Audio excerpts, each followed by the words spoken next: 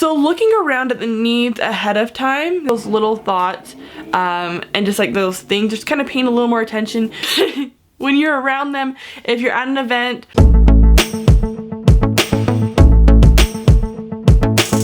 hey everybody, welcome back to my channel. Hope you're having a great day, a great night.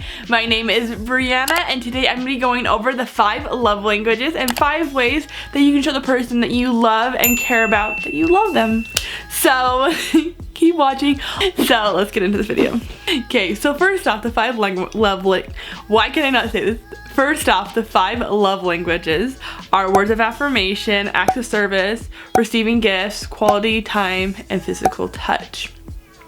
So I'm going to go over each of them and 5 different ways you can tell the person how you feel. So first off is words of affirmation.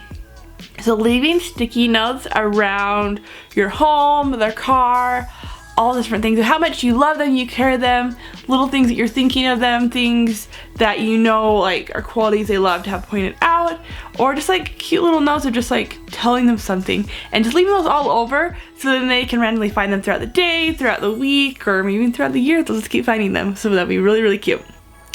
Pointing out things and praising them.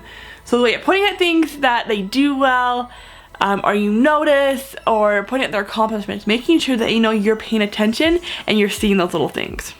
Sending cute little random texts, if that's saying I love you, I care about you, or I was doing this today and it made me think of you, or just like little things that they know you've been thinking about them throughout the day and that you're in their heart, and just like little, or it's encouraging things like, hey, you're doing great today, or I know you're having a rough day but you're on my mind, and when you get home tonight we can talk, we can do this or do that, or do their favorite thing or something like that, that they know that you're thinking about them. So this one is kind of hard for people who don't have words of affirmation as their love languages, and that's to brag on social media. And so your first thought is you don't like to post stuff, you don't like to be there, but for people with words of affirmation, a lot of times, and you can ask them before you do this, but they like that recognition for other people to see. And so when posting something cute online, just saying like this person's amazing, blah blah, it doesn't even be something big, but I have so many friends who have like the love languages and they love just kind of having that recognition. And so something you can think about doing and just like really pointing out and just talking about their good qualities that they have. And then the last one of these is the last one for words of affirmation would be tell them what your thoughts are, tell them what you're thinking, communicate, and definitely do not criticize them in public. Words mean a lot, and so if they hear you demean them or saying things in public, it will really hurt them. So just make sure you watch your words and how you say them, without lying, of course, but making sure you're honest about how you feel with all those. Alright, so the second love language is acts of service, and these are the 5 things you can serve with those. So offer to help them with their chores, their errands, and I say offer because make sure they actually want help, because if not, then you're like deferring, not deferring, what's the right word? Then you're like going against like the service part. But first offer, saying, hey, can I help you with this? Can I do that? But also sometimes you just go do it. If you see the dishes need to be done, you help with the dishes. You see the laundry needs to be folded, you do the laundry, or you find different things that you can help them out with. Make their favorite treat. Find like what that is, make it for them, or you know what, maybe you can't bake or make anything, so maybe you could pick it up. But just that little thought that you're getting them something and you're thinking of them will mean a lot, and knowing that you kind of went out of your way to help them there. If they ask you to do something, you go and do it, and you do it well. You don't go about it complaining. You go and you go do that. If they ask you to take the trash out, you go take the trash out and you do it nicely. If they ask you to help bring up a load, well, you do it and you don't complain and you don't do it the halfway. Like, not saying you have to be perfect. They should not be asking you to do everything perfect, but doing it the best that you can and showing you put effort into what you're doing will mean a lot. So looking around at the needs ahead of time, this kind of goes back to the first one I mentioned, looking around saying, hey, what can I help with?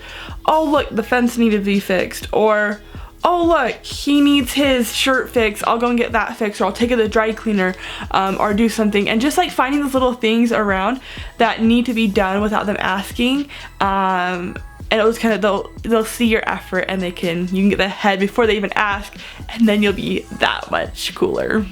So this one, so the final ones for acts of service is going to be help them do something that they hate. I know someone where her husband will always gas up her car. She never gasses up her car unless she's traveling. She'll just call him and say, hey, I need to gas up my car. He'll meet her at the gas station and fill up her car for her because she hates gassing up. And so it's finding those like little things that you can serve and you can help them out, and finding those little tiny things, because I'm sure whoever the person is that you love and care about, there's little things that you can help them at that they hate to do. Like some people, they hate doing dishes, so you make sure to do the dishes for them, even though that's normally their chore, but just trying to help them out with that thing and even be consistent with it will just like help them, and they'll know that you're really trying to do that effort. So number 3 of the love languages is receiving gifts, and this one I know the most about. I'm actually receiving gifts, which is not as common, and it was weird for me to realize that in the first place, because I was like, I don't feel like I'm greedy, I don't want all of this, but it's the thought that's being put into these gifts and like knowing that someone's thinking of me. So these are 5 different ways for that. So always make the gifts meaningful and not generic. One big thing I see is like, or one thing that for me it's like gift cards. Like they, in a certain like thought, like if it's like my very favorite place and they give me a gift card, then I know they put thought into that. I know like that's something I really like, but I'd much rather get something that, but I'm like so much happier when I see like a gift that they actually put thought into, not just like, oh, they wouldn't just grab something off the shelf, but it's like they put thought into it. Means a lot. Another thing is gifts do not need to be a lot of money. It's the thought that's put into those. So I'd rather get a cheap little gift that was something that I loved, had a lot of thought into it, and something I've been really wanting, than something that's like super expensive. Like you can do that, but it's really the meaningful gifts and something super expensive that's just like, okay, whatever. It's not on the price tag necessarily, it's on the thought that's put into it. Also, another thing is you could be at the store with them and just saying, hey, why don't you pick out an item? Like, here's $20, pick out something you like.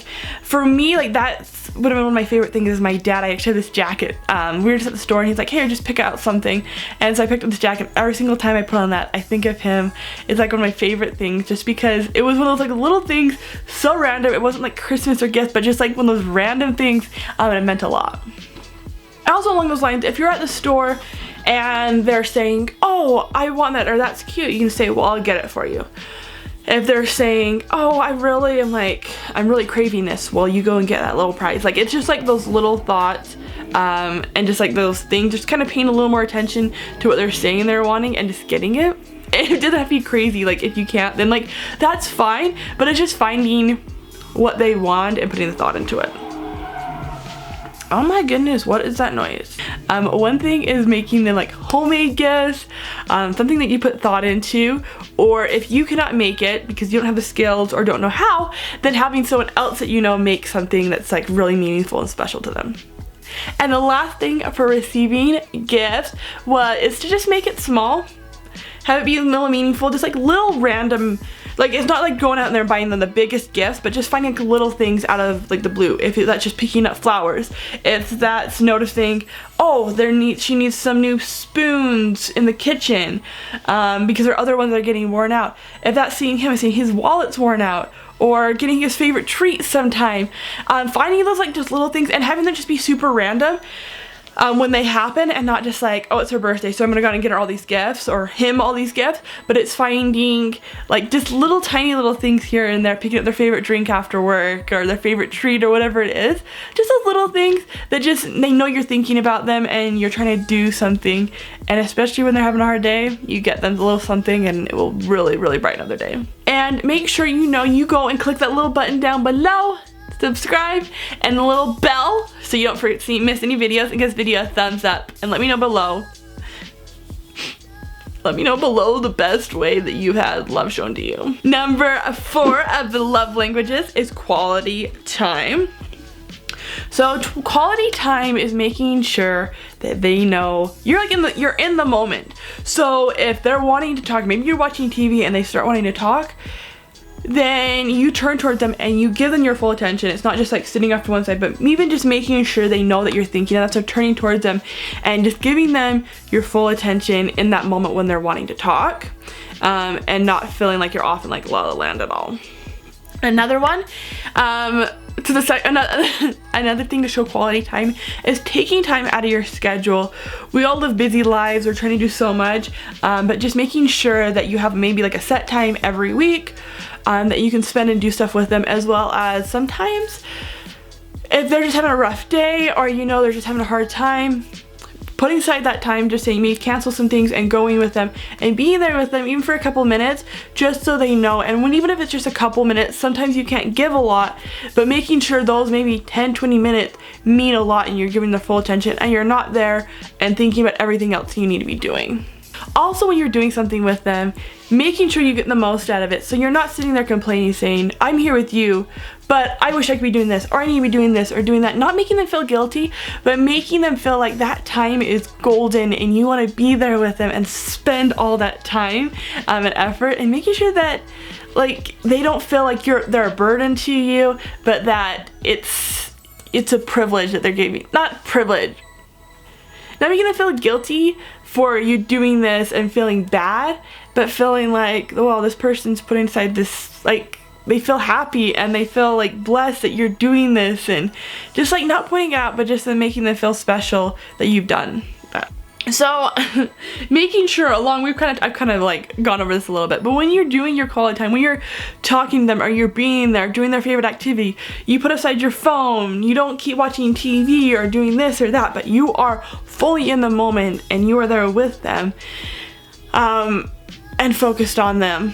And even just like making sure that if they're wanting to talk, if they're wanting to you to be there, that you're actually fully there and you're committed, and not on your phone texting someone or working on this or that, multitasking, but giving them that time that they need and to feel cared for.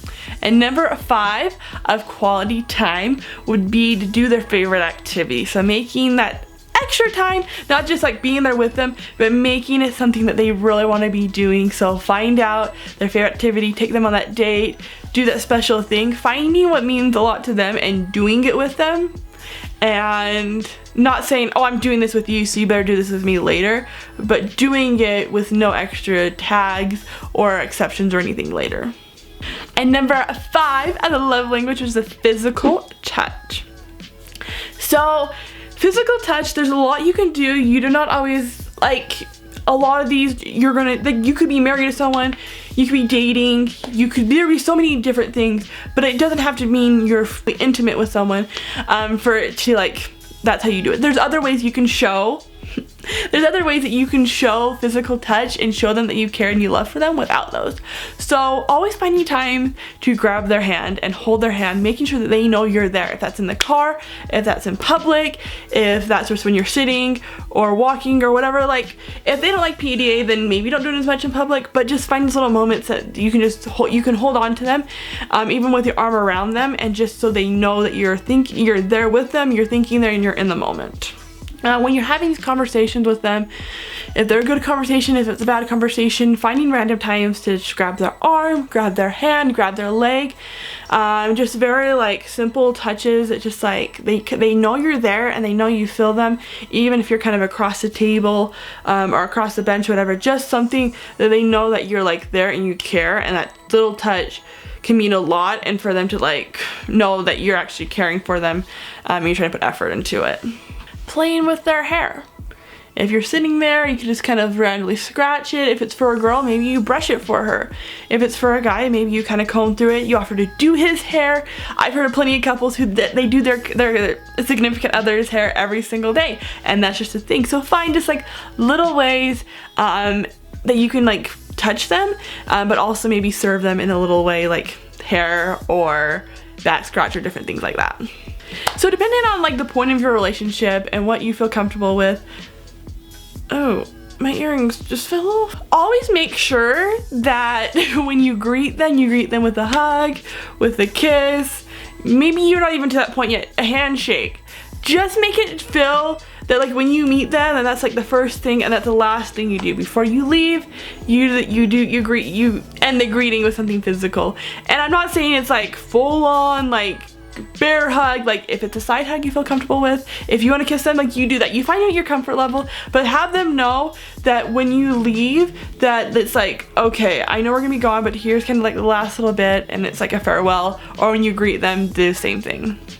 So another thing is when you're around them, if you're at an event, if you're like watching movies, is trying to be like next to them, being close.